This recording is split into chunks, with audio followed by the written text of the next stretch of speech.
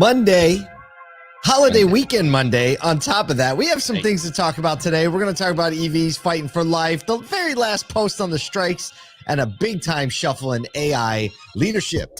Big time shuffle. It's pretty crazy, actually. The drama is absolutely sublime. The drama is sublime. It is. It is. It's like nerd startup. Welcome to Future of humanity drama.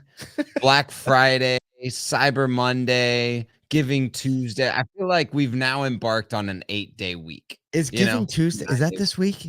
No, it's next week. It's just like, Oh, it's after Cyber Monday. This is a week that ends next Tuesday. You spend all your money on stuff on Monday, and whatever's left over, you can give a little something away. I like the order of that. That's it. Let's tack it on. Let's tack it on. We have announcements today. We got, tomorrow. I'm pretty excited about this. I'm very excited. So it's 7:00. If you're winding down with your PM family, 7:00 PM Eastern. We're not going AM. 7:00 PM Eastern. We took the best of episode 1 and 2, paired it with some of the new edits that we're going to be releasing for episode 3 of More Than Cars, smushed it into a less than 30-minute hot take episode of More Than Cars. And you can watch it on YouTube or LinkedIn. You can throw it on the big screen TV at the house.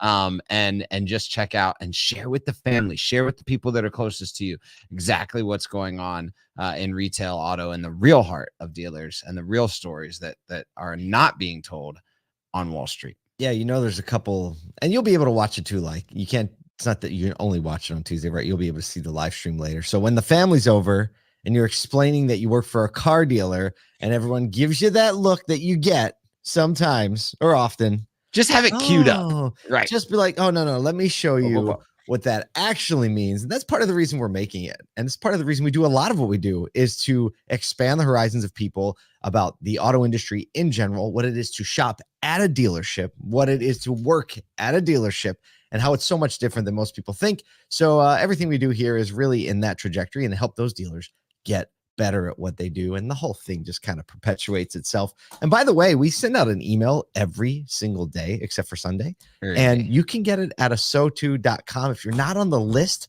you should be. It is such a fun read first thing in the morning. It's in your inbox it's usually out by between 6 and 7 Eastern, and so it's there. Summary of the news, some things to make you laugh, some things to talk to your coworkers about, and if you're an industry partner, some things to talk to your dealers about. I think that's one of the most valuable aspects of it.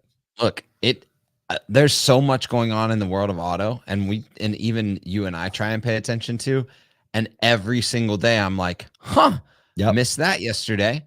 It's right there. It's amazing. So, yeah, and there's literally thousands of people on this email list, and same thing. Probably 70% of them are dealers, GMs, sales managers, executive leadership, and auto. So it's like, not a bunch of slouches paying attention to this thing. Hope you can pay attention to it too.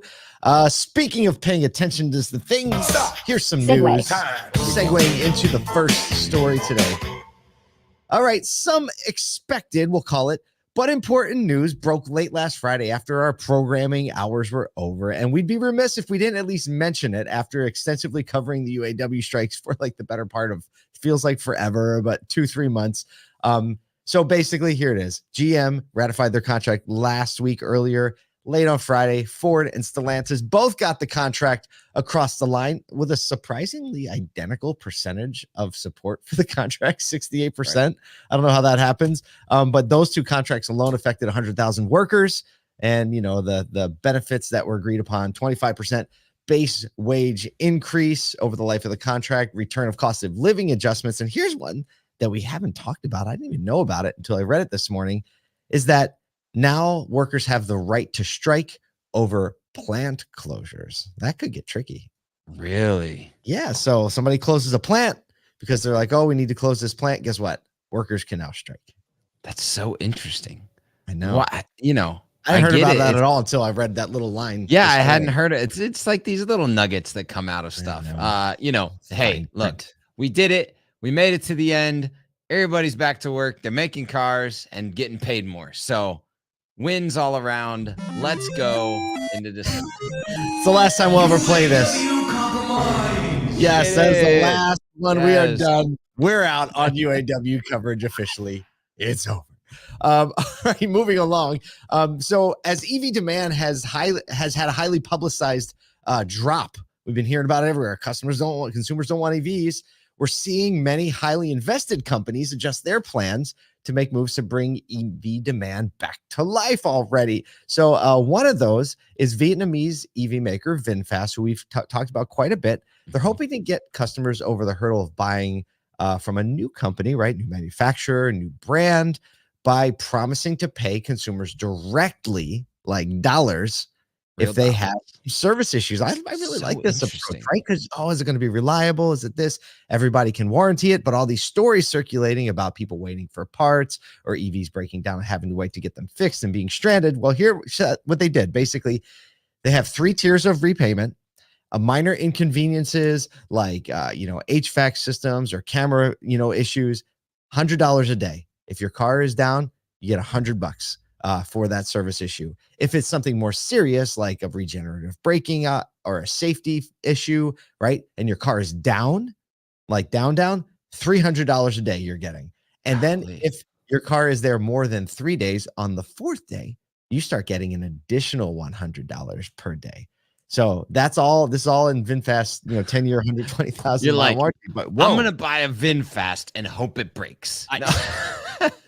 This is a really interesting approach. We haven't seen this. They've got a massive warranty, 10-year, 120,000 mile warranty, and so to say like, hey, look, we recognize it's a big hurdle to get over this, and also because they don't have this rich network of places that can fix these things, there's like this fear uncertainty, what do I do? Yeah. Uncertainty of what happens. However, they are expanding the dealer network. We covered this a couple of months ago, or just about a month ago, and they've already received 70 applications for dealers interested in selling the EV brand, and they've got plans for 125 third-party points by the end of next year. So I think like the coupling of consumer care with the dealer network, there's a win here. Once you start involving the dealers, their probability of success goes way, way up.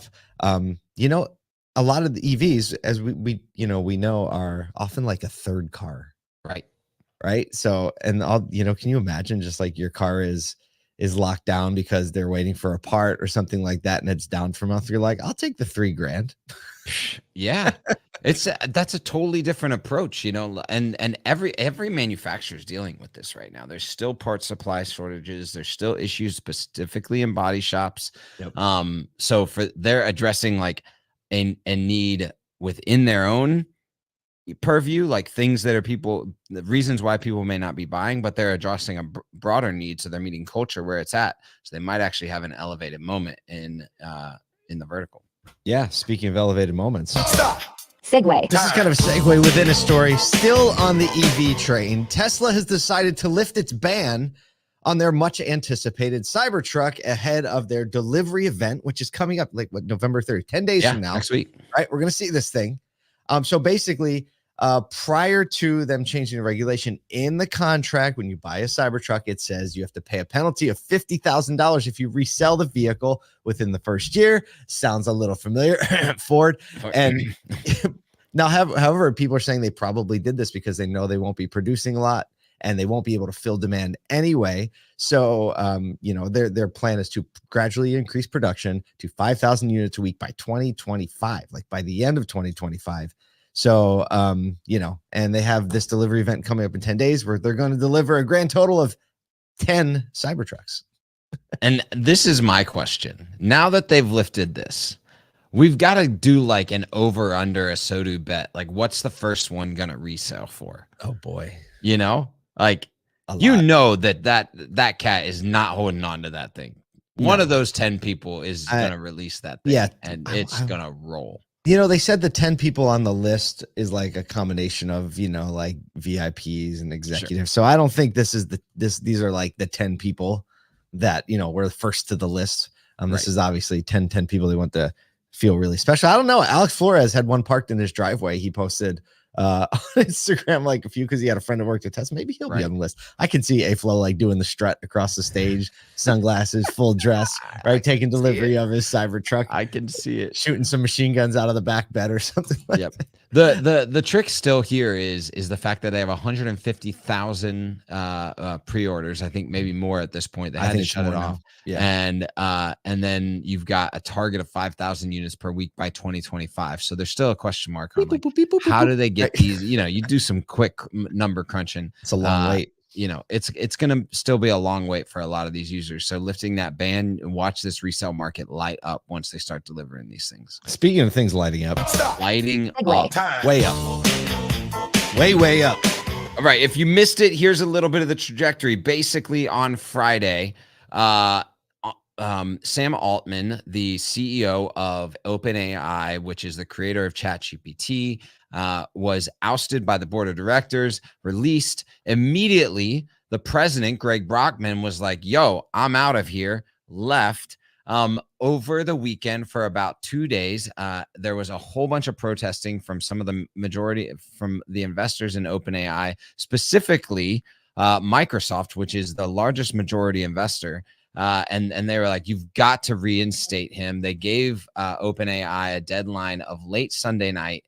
And then when that deadline wasn't met, whoop, they came on in and have recruited and hired the ex-CEO and also have recruited the ex-president of OpenAI, Greg Brockman.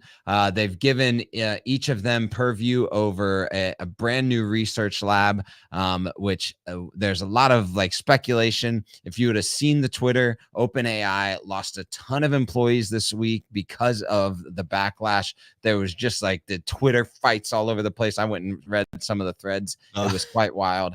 A couple things, according to CNN contributor Kara Swisher, who cited sources familiar with the situation, the crisis at OpenAI was significantly fueled by a divide between Sam Altman's push for rapid AI development and the board members' preference for a more measured approach.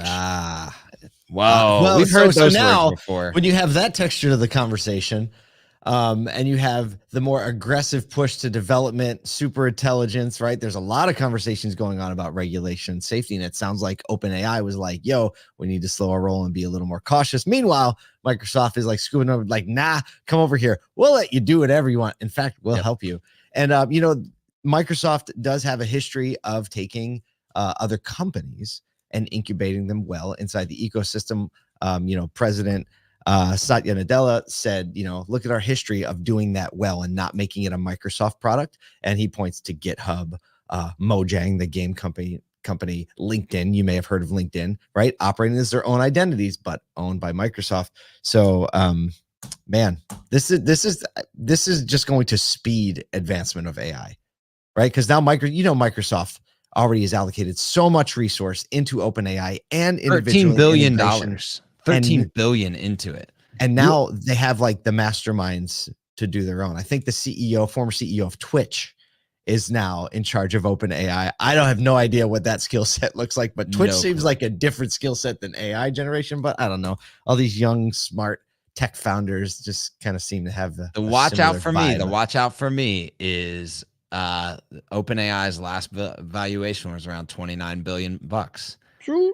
You think Microsoft might have a couple bucks laying around? We'll see what happens. They got a couple.